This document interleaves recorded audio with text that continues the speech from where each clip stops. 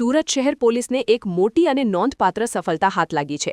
રાજ્યભરમાં આતંક મચાવનાર અને પોલીસના ચોપડે વોન્ટેડ ઘોષિત થયેલા અતિરેઢા ગુનેગાર ચિરાગ ભરવાડને દેશ છોડીને વિદેશ ભાગી જાય તે પૂર્વે જ પોલીસે દબોચી લીધો છે।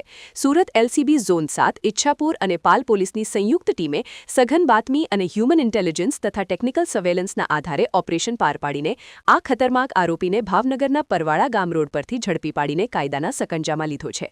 ઝડપાયેલા આરોપી ચિરાગ ભરવાડનો ગુનાહિત ઇતિહાસ અત્યંત લાંબો અને ગંભીર છે। સુરતના ડિંડોલી, પાલ અને અડાજણ પોલીસ મથકોમાં તેની વિરુદ્ધ હત્યાનો પ્રયાસ, શસ્ત્રો સાથે જીવલેણ મારામારી અને વ્યાપારીઓ પાસેથી ખંડણી ઉઘરાવવા જેવા સંગીન ગુનાઓ દાખલ થયેલા છે। પોલીસ તપાસમાં ખુલેલી ચોંકાવનારી વિગતો અનુસાર આ રીઢા આરોપી સામે સુરત સહિત સમગ્ર ગુજરાત રાજ્યના વિવિધ પોલીસ સ્ટેશનોમાં કુલ 27 જેટલા ગંભીર ગુનાઓ નોંધાઈ ચૂક્યા છે, જે તેના સંગઠિત ગુનાહિત નેટવર્ક અને કાયદાના ભંગની વ્યાપકતા દર્શાવે છે। અત્રે ઉલ્લેખનીય છે કે ચિરાગ ભરવાડ સતત ગુનાહિત પ્રવૃત્તિઓ સાથે સંકળાયેલો હોવાથી ગત વર્ષ 2024માં સુરતના ઉત્તરાણ પોલીસ મથકમાં તેની વિરુદ્ધ the Gujarat control of terrorism and organised crime જેવા કડક કાયદા અંતર્ગત પણ ગુનો દાખલ કરવામાં આવ્યો હતો। આ ઉપરાંત વરાછા પોલીસ મથકમાં પણ તેની સામે ગંભીર પ્રકારનો ગુનો રજીસ્ટર થયેલો છે। હાલ પોલીસે આરોપીની સઘન પૂછપરછ હાથ ધરી છે, જેમાં તેના વિદેશ ભાગી જવાના પ્લાનિંગ અને ફરાર સમયગાળા દરમિયાન તેને આશ્રય આપનારા અન્ય મદદગારો અંગે પણ મોટા ખુલાસા થવાની પ્રબળ સંભાવના છે। પોલીસ કમિશનર સર, સુરત શહેરની સૂચના અનુસાર પોલીસ સ્ટેશન વિસ્તારમાં થતા જે નાગરિકોની સાથે કોઈપણ પ્રકારનો ક્રાઇમ બને તો એફઆઈઆર રજીસ્ટર કરી આગળની કાર્યવાહી કરવા જે સૂચના આપવામાં આવેલ તે અંતર્ગત અધિક પોલીસ કમિશનર સર, સેક્ટર 2, નાયબ પોલીસ કમિશનર સર, ઝોન 7 ની સૂચના અનુસાર પાલ પોલીસ સ્ટેશનની અંદર જે ફરિયાદી વૈભવ અજીત કુમાર દેસાઈના સાથે ચાલુ વર્ષે 2 જાન્યુઆરીની રોજ એક ઘટના બનેલ હતી, જેમાં ચિરાગ ભરવાડ ઉર્ફ ચિરાગ મેર અને તેના સાથીદારો જોય સાટિયા, વિકી કુડાળા વગેરે મળીને જે ફરિયાદી છે એમને પોતાના મોબાઈલમાં એમના મોર ફોટા અન્ય સ્ત્રીઓ સાથેના બતાડી અને ધાક ધમકી આપી, સમાજમાં તેમની ઇજ્જત નહીં રહે એવી ધમકી આપી વિવિધ પ્રકારે એમને પાસેથી 15 લાખ રૂપિયાની માંગણી કરેલ અને એ જ સમયે તેમની પાસેથી જે વ્હીકલ હતું એમાંથી 3 લાખ રૂપિયા જેટલી કેશ રકમ પડાવી લીધેલ હતી।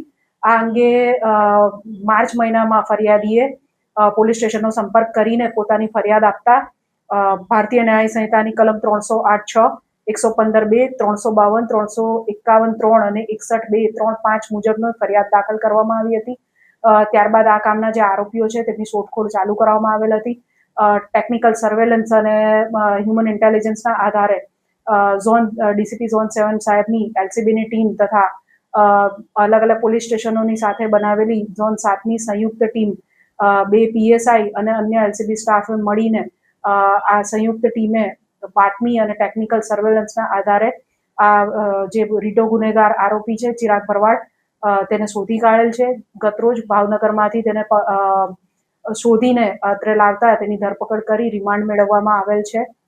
આરોપીની વિગત જોઈએ તો આ આરોપી અગાઉ ગુજસી ટોકમાં તેની વિરુદ્ધ ગુજસી ટોક દાખલ થઈ ચૂકેલ છે।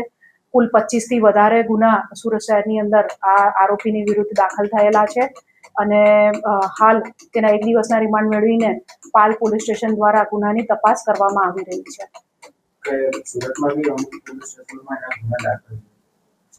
ઘણા બધા પોલીસ સ્ટેશનની અંદર એના ગુના દાખલ છે અને સદર આરોપી ગુજસી ટોકમાં જે ઉત્તરાણ પોલીસ સ્ટેશનની અંદર 37/2024 નંબરનો જે ગુનો હતો એની અંદર 1 વર્ષ જે ગુજસી ટોક દાખલ છે તેમાં જેલમાં રહીને આવેલ છે। ત્યારબાદ હાઈકોર્ટમાંથી જામીન મેળવ્યા પછી થોડો સમય શાંત રહ્યા પછી ફરીથી પોતાની પ્રવૃત્તિ ચાલુ કરેલ, જેથી પાલ, અડાજણ, વરાછા પોલીસ સ્ટેશનની અંદર એની વિરુદ્ધ ગુના દાખલ થયેલ છે અને અગાઉના જે ગુનાઓ છે એમાં પણ જોઈએ તો 20થી વધુ ગુના તો તે સમયે પણ હતા જે ગુજસી ટોકના કામે ધ્યાને લેવામાં આવેલ હતા।